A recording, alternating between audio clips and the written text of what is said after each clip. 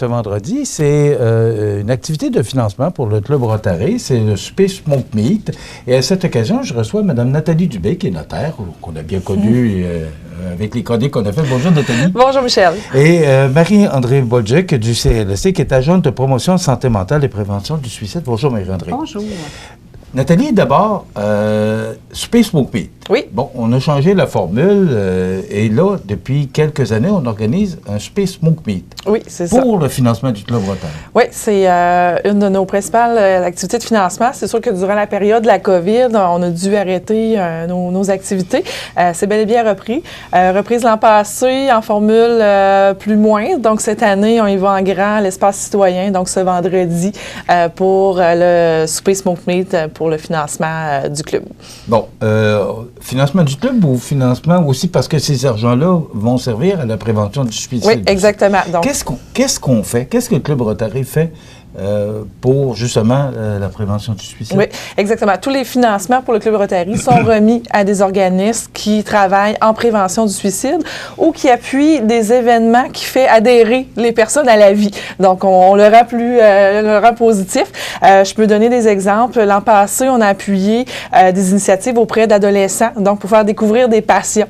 Donc, pour les faire sortir de chez eux, on comprend le contexte post-pandémique pendant la pandémie. Donc, Marie-André, pour pouvoir élaborer là-dessus. Donc, nous, on vient appuyer ces actions-là, en plus de redonner aux organismes qui travaillent en santé mentale et prévention du suicide. Bon, on sait que c'est la mission première du Club Rotary, la prévention du suicide. Oui, exactement. Depuis, donc moi, ça fait 18 ans que je suis dans le club, puis ça a toujours été la cause depuis que je suis là. C'était même bien avant. Donc, on appuie nos actions dans ce domaine-là. Marie-André, vous êtes là justement, vous êtes agente de promotion santé mentale et prévention du suicide pour le CLSC.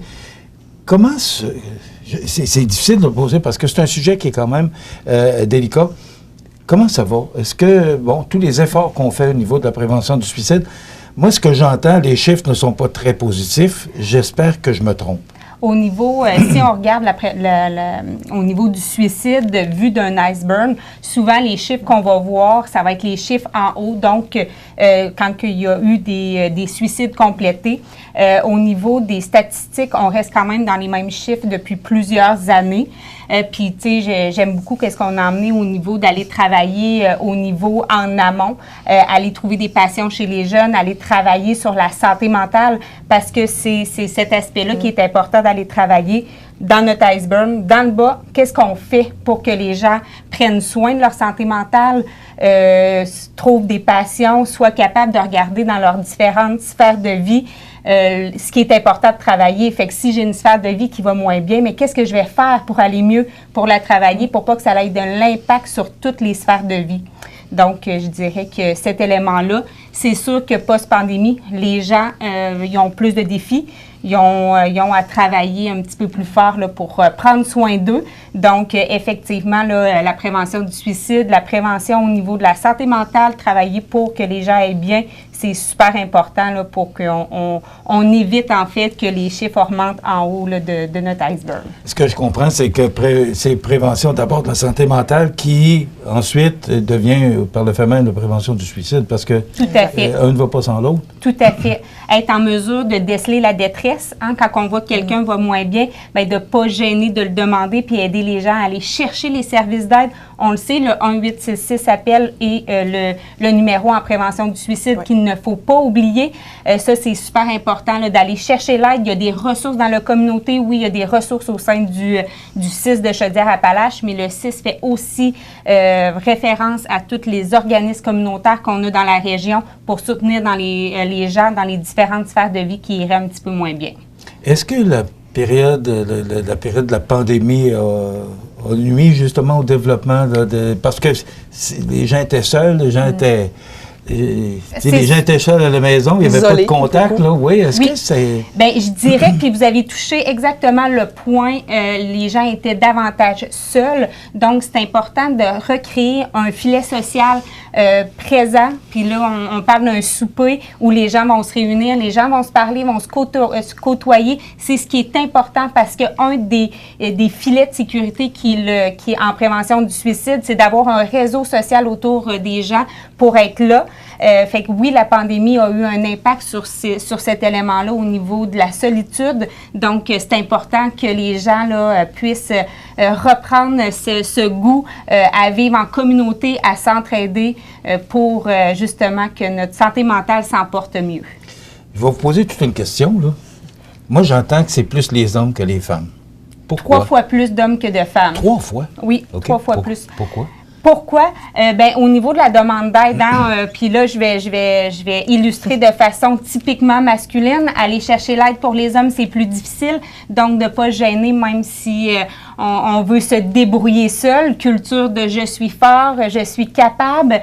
Mais non, c'est important quand que je parlais des sphères de vie, quand que ça va moins bien d'une sphère de vie, d'aller chercher l'aide tout de suite avant là, que ça aille encore moins bien là, dans la vie. Fait que oui, c'est important que nos messieurs aillent chercher l'aide. Est-ce que ça se peut qu'il n'y ait pas l'orgueil ou il y a toutes sortes de facteurs, là, mais différents facteurs, ils ne vont pas chercher le secours? Effectivement, socialement, c'est moins bien vu d'aller chercher l'aide.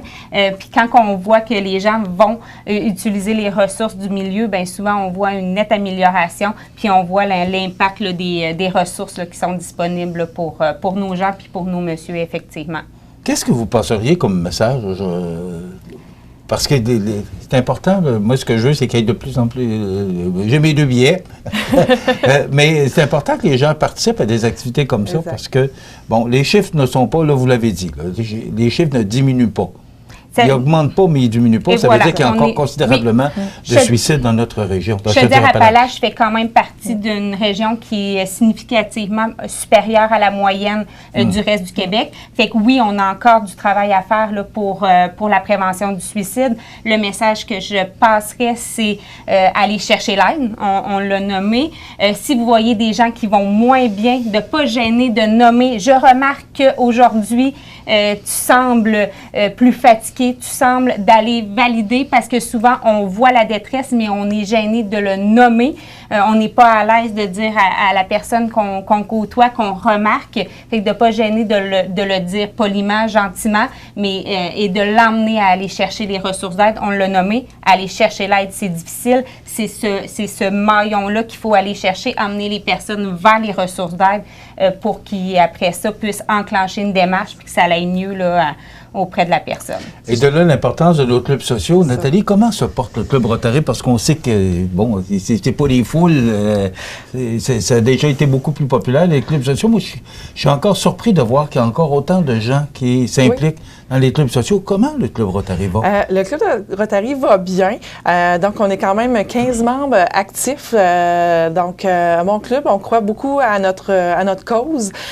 Puis, tout le monde s'investit. Donc, oui, on n'est peut-être pas un grand nombre, mais on a de la qualité. C'est pas la quantité, c'est la qualité. C'est pas la quantité, c'est la qualité. Tout le monde participe vraiment activement.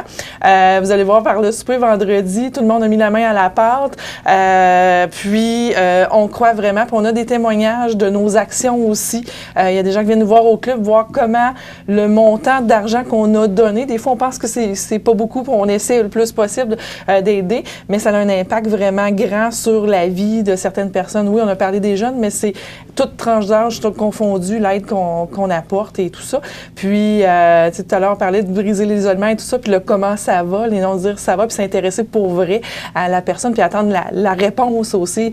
Oui, ça va, puis on s'en va. Donc, des fois, juste le comment ça va, réellement ressenti, peut faire une différence dans la journée de c'est quelqu'un. 5 000 qu'on avait remis quand même. Oui, là, en moyenne, quand même considérable pour un souper bénéfice qui est quand même à moindre coût. C'est 35 le billet. Il y a encore de la place. On a une belle gang, on a une belle vente cette année avec la reprise pendant l'été à l'espace citoyen, plus de place et tout ça. Donc, on est très content déjà du résultat, mais on veut attirer le plus de monde possible, faire connaître notre club également. Il va y avoir une petite présentation qui va circuler aussi durant la soirée. On a l'appui de membres commanditaires également. Donc, pour cette soirée-là, qui sont sur nos billets, sur les On affiches. peut le nommer, allons-y. Donc, bien entendu, on a, on a Métal Moreau, Clinique dentaire Louise Baribeau, Remax avec Dominique Jacques, on a Mallette. On a aussi Alain Boulanger qui est président, qui son entreprise a également contribué.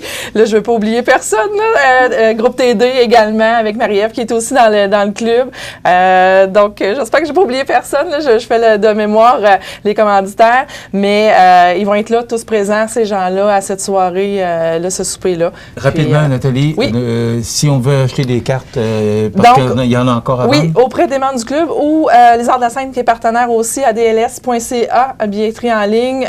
Même sur place, je pourrais vous arranger ça si jamais vous présentez, vous n'avez pas de billet. Parfait. C'est à quelle heure? C'est vendredi? À compter de 17h vendredi, on peut manger sur place ou pour apporter. Vendredi 19 avril, donc c'est à partir de 17h. 17h. Merci beaucoup, Nathalie Dubé, notaire, et Mme Marie-André Bolduc, qui est agente de promotion santé mentale et prévention du suicide du CLSC. Merci d'avoir été avec nous. Merci. Voilà, Merci. ça complète.